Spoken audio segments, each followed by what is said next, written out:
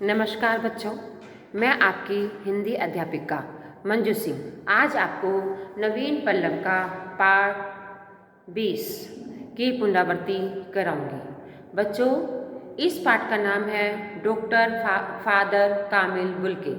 आप पहले भी इस पाठ को पढ़ चुके हैं, इसका अभ्यास कार्य कर चुके हैं। आज हम इस पाठ की पुनरावृत्ति करेंगे।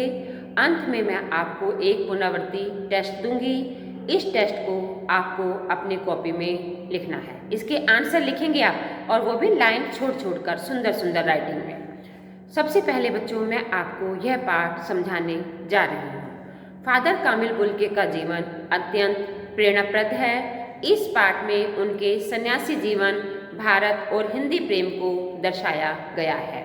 विश्व में अनेक महान व्यक्तियों ने जन्म लिया है। इन्हीं महान व्यक्तियों में एक नाम है डॉक्टर फादर कामिल बुल्के। एक विदेशी होते हुए भी उनके हृदय में भारत देश और हिंदी भाषा के प्रति अगाध प्रेम था। डॉक्टर फादर कामिल बुल्के का जन्म 1 सितंबर 1909 ईस्वी को बेल्जियम देश के फ्लैंडर्स प्रांत के रमसकपेल नामक गांव में हुआ था। इनके पिता का नाम अडोल्फ बुल्के और इनकी माता का नाम मारिया बुल्के था।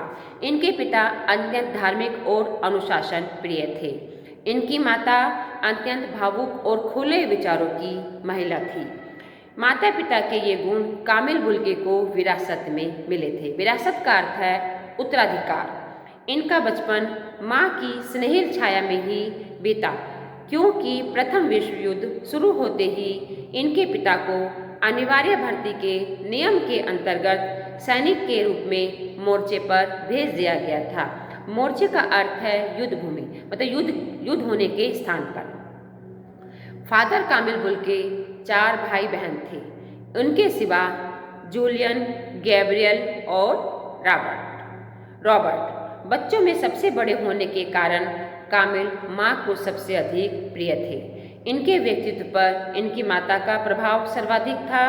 इसके बाद जिसका सर्वाधिक प्रभाव था वह थी गांव की मदर सुपीरियर गेरट्रूड। उन्होंने शिशु बुल्के से कहा था भगवान से सन्यासी बनने का वरदान मांगना।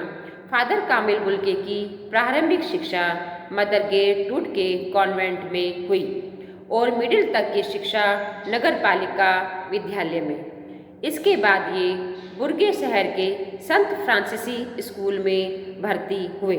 अपने विनम्र मृदु स्वभाव और प्रतिभा के कारण ये अपने सहपाठियों और अध्यापकों के बीच बड़े लोकप्रिय थे और प्रत्येक कक्षा में प्रथम आते थे। बच्चों, इनका स्वभाव इतना मधुर था, विनम्र था। ये अपने साथ के पढ़ने वाले बच्चों को अत्यंत लोकप्रिय थे। यहाँ तक कि इनके अध्यापक भी इनको बहुत पसंद करते थे और उनसे प्यार करते थे। फादर कामिल बुल्के इंजीनियर बनकर एक सामान्य गृहस्थ का जीवन जीना चाहते थे। इसके लिए उन्होंने बीएससी इंजीनियरिंग की प्रथम परीक्षा पास की, किंतु कुछ अचानक ऐसा घटित हुआ कि एक ही क्षण में उनके भविष्य के सारे सपने छिन्न भिन्न हो गए। उन्होंने इस घटना का विवरण स्वयं किया है। शाम का समय था, परिवार के सब लोग बाहर गए हुए थे। मैं फुटबॉल खेलकर लौटा और एक पुस्तक पढ़ रहा था। अचानक पुस्तक के पृष्ठ पर बिजली सी कौंधी और उसके आलोक में, आलोक का अर्थ है प्रकाश में, मैंने यह जान लिया कि मुझे संन्यास ग्रहण करना है। इसके लिए वे ड्रॉन्गन नगर के जेसुइट नव शिष्यालय में 23 दिसंबर 1930 को भर्ती हो गए। यहाँ पर ये 2 वर्ष रहकर आगे की धर्म शिक्षा के लिए नीदरलैंड के जर्मन जेसुइट संस्थान चले गए। इसके बाद ये ब्रदर बन गए। यहीं पर रहकर उन्होंने भारत में रहकर धर्म कार्य करने की इच्छा प्रकट की। उनकी यह इच्छा जानकर धर्माधिकारियों ने उन्हें भारत भेज दिया। नवंबर 1936 ईस्वी में ये भारत के मुंबई शहर पहुँचे और वहाँ से रांची आ गए। इन्हें विज्ञान के अध्यापक के रूप में दार्जिलिंग भेजा गया, लेकिन वहाँ वे बीमार होकर पुनः रांची लौट आए। वहाँ वे बीमार हो गए थे, इस कारण वे पुनः दोबारा वो वापस रांची आ गए। इसके बाद गुमला में इन्हें अध्यापन कार्य के लिए भेजा गया। गुमला में रहकर ब्रदर कामिल बुल्के हिंदी भी सीखने लगे। इसके लिए ये हिंदी की कक्षाओं में अपने ही विद्यार्थियों के साथ सबसे पिछली पंक्ति में बैठकर पढ़ने लगे। देखो बच्चों, हिंदी के प्रति इनका अत्यंत प्रेम था कि ये एक अध्यापक थे। इन्हें जरा भी झिझक महसूस नहीं हुई। अपने विद्यार्थियों के साथ ही सबसे पीछे बैठ कर के ये हिंदी सीखने लगे थे। इनके हिंदी प्रेम को देखते हुए अधिकारियों ने इन्हें हिंदी पढ़ने के लिए हजारीबाग के सीतागढ़ भेज दिया। वहाँ पर पंडित बद्रीनाथ शास्त्री से इन्होंने हिंदी सीखी। 1940 ईस्वी में हिंदी साहित्य सम्मेलन प्रयाग की विशारद परीक्षा पास की। 1941 ईस्वी में ये ब्रदर से फादर बन गए और फादर कामिल बुल्के कहलाने लगे। इन्होंने इलाहाबाद विश्वविद्यालय से 1947 में हिंदी से एमए तथा रामकथा उत्पत्ति और विकास विषय पर डी.फिल की उपाधि प्राप्त की। फादर कामिल बुल्के की हिंदी इतनी अच्छी थी, देखो इन्हें हिंदी इतनी अच्छी लगती थी कि इन्हें पढ़ते पढ़ते इनकी हिंदी भी अच्छी हो गई थी। बड़े बड़े विद्वान भी आश्चर्यचकित हो जाते थे। उनकी हिंदी सुनकर के बड़े बड़े विद्वान भी आश्चर्यचकित हो जाते थे। ये धर्म कार्य करते हुए आजीवन हिंदी की सेवा करते रहे। इनके द्वारा किए गए साहित्यिक कार्यों में अंग्रेजी हिंदी कोश का निर्माण और रामकथा का विकास जैसे महत्वपूर्ण ग्रंथ शामिल हैं। इनके श्रेष्ठ मानवीय गुणों एवं हिंदी की सेवा के लिए इन्हें अनेक सम्मान प्राप्त हुए। ये बिहार राष्ट्रभाषा परिषद, नागरी प्रचारणी सभा काशी, वाराणसी और प्राच्य विद्या संस्थान बड़ौदा के आजीवन सदस्य थे। 1974 ईस्वी में गणतंत्र दिवस के अवसर पर भारत सरकार ने इन्हें पद्म भूषण से सम्मानित किया। बेल्जियम के राजा ने भी इन्हें राजकीय अकादमी का सदस्य मनोनीत किया। जून 1982 ईस्वी में फादर कामिल बुल्के के दाहिने पैर की उंगली में गैंग्रीन हो गया। इसी रोग से 17 अगस्त 1982 ईस्वी को इनकी मृत्यु हुई। फादर कामिल बुल्के आज हमारे बीच नहीं हैं, लेकिन उनका बताया हुआ मानव सेवा और साहित्य सेवा का मार्ग सर्वश्रेष्ठ है। इस पाठ से हमें यही शिक्षा मिलती है बच्चों, हमें इस पाठ से यह शिक्षा मिलती है कि हमें द्वेष भावना से ऊपर उठकर मानव सेवा को ही प्राथमिकता देनी चाहिए। मानव सेवा ही सबसे बड़ा धर्म है। बच्चों, अब हम इस पाठ के शब्दार्थ की पुनरावृत्ति करेंगे। मैं कुछ शब्द लिखूंगी, आपको इनके अर्थ लिखने हैं। विरासत, विरासत का अर्थ है उत्तराधिकार। मोर्चा, मोर्चा का अर्थ है युद्ध करने का स्थान। व्यक्तित्व, व्यक्तित्व का अर्थ है व्यक्ति की विशेषता। विनम्र, विनम्र का अर्थ है सुशील। मृदु, मृदु का अर्थ है कोमल। प्रतिभा, प्रतिभा का अर्थ है असाधारण बुद्धिमत्ता। सहपाठी, सहपाठी जो साथ पढ़ने वाला होता है उसे कहते हैं सहपाठी। आलोक, आलोक का अर्थ है प्रकाश। पंक्ति, पंक्ति का अर्थ है कतार। आजीवन, आजीवन का अर्थ है पूरा जीवन या जीवन भर। प्राच्य, प्राच्य का अर्थ है पूर्व के देश। बच्चों, ये शब्दार्थ आपको अपनी कॉपी में लिखने हैं, इनके शब्दों के अर्थ लिखिए। शब्दार्थ लिखिए। बच्चों, ये आपका पुनरावृत्ति टेस्ट है, ये आपको आंसर मतलब खुद लिखने हैं। मैंने आपको इसके आंसर समझा दिए हैं, आपको ये स्वयं करना है और नीट एंड क्लीन वर्क करना है बच्चों। फर्स्ट में लिख रही हूँ विरासत, विरासत। नंबर 2 प्रतिभा, प्रतिभा। विरासत, प्रतिभा। सहपाठी, सहपाठी। 4 आजीवन, आजीवन, आजीवन। बच्चों, इनके अर्थ आपको खुद स्वयं लिखने हैं। फर्स्ट है विरासत, सेकंड है प्रतिभा, सहपाठी, आजीवन। ये 4 मार्क्स का है।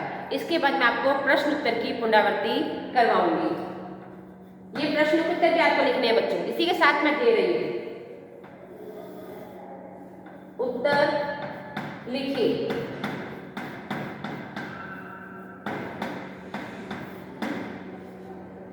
प्रश्न नंबर 1, फादर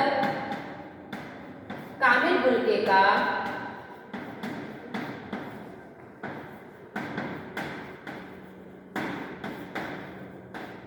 का जन्म कब और कहाँ हुआ था? जन्म कब और कहाँ हुआ था?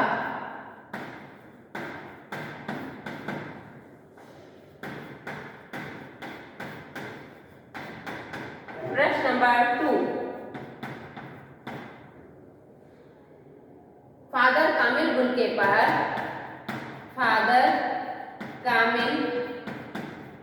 के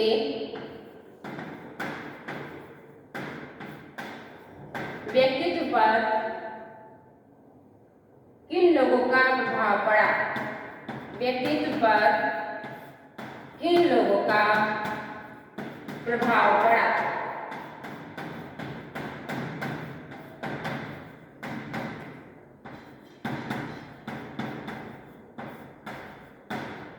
देखो बच्चों, फर्स्ट क्वेश्चन है फादर कामिल बुल्के का जन्म कब और कहाँ हुआ था? मैंने आपको पहले भी बताया है, फादर कामिल बुल्के का जन्म 1 सितंबर 1909 ईस्वी को बेल्जियम देश के फ्लैंडर्स प्रांत के रमसकपेल नामक गांव में हुआ था। प्रश्न नंबर 2, फादर कामिल बुल्के के व्यक्तित्व पर किन लोगों का प्रभाव पड़ा?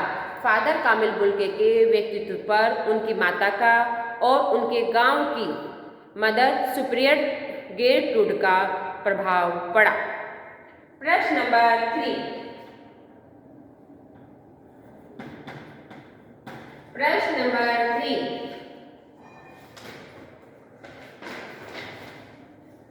फादर कामिल बुल्के की मृत्यु किस रोग से हुई? फादर कामिल बुल्के की मृत्यु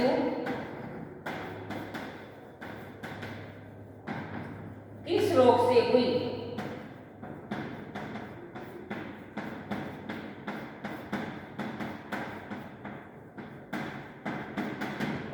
बच्चों 9 मार्क्स के हैं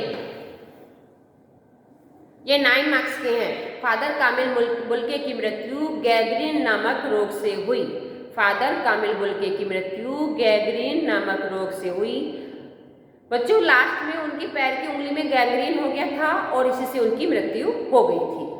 अभी बच्चों ये है उपसर्ग अलग करके लिखिए। ये उपसर्ग है, उपसर्ग आपको अलग करके लिखने हैं। उपसर्ग अलग करके लिखिए।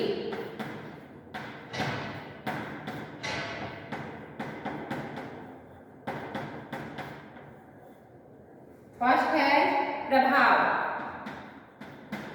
नंबर 1 प्रभाव, नंबर 2 प्रतिभा, नंबर 3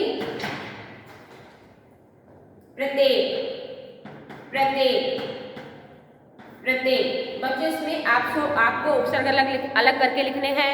प्रभाव का उपसर्ग होगा प्र प्लस भाव। प्रतिभा का होगा प्रति प्लस भा। प्रत्येक गलत मत कर देना बच्चों, इसमें बहुत मिस्टेक कर देते हो आप लोग। प्रत्येक का होगा प्रति प्लस एक। ये उपसर्ग आपको अलग करके लिखने हैं।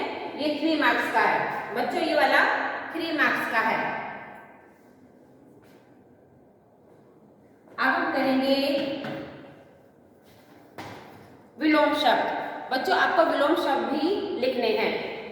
विलोम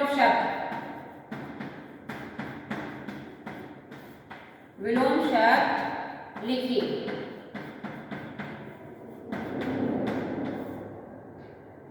फर्स्ट है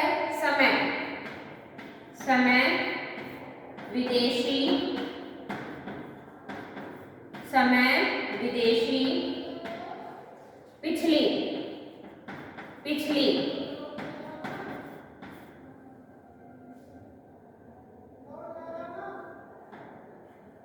ये 4 मार्क्स के बच्चों। समय, विदेशी, पिछली, इच्छा। 4 है इच्छा।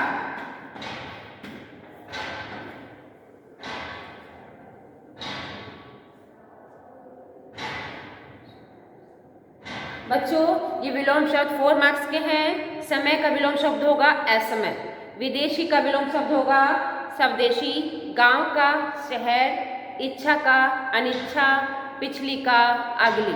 बच्चों अब हम मौखिक प्रश्न उत्तर हैं जिसमें इसकी भी पुनरावृत्ति करेंगे। साइजी माकिनो कौन थे? साइजी माकिनो एक जापानी थे। वे शांति निकेतन में जापानी भाषा के प्रोफेसर थे। प्रश्न नंबर 2, रामकृष्ण मिशन की स्थापना किसने की थी? रामकृष्ण मिशन की स्थापना स्वामी विवेकानंद जी ने की थी। प्रश्न नंबर 3, संत मदर टेरेसा का जन्म कहाँ हुआ था? संत मदर टेरेसा का जन्म युगोस्लाविया के स्कोपजे नगर में हुआ था। प्रश्न नंबर 4, लियो टॉलस्टॉय किस देश के नागरिक थे?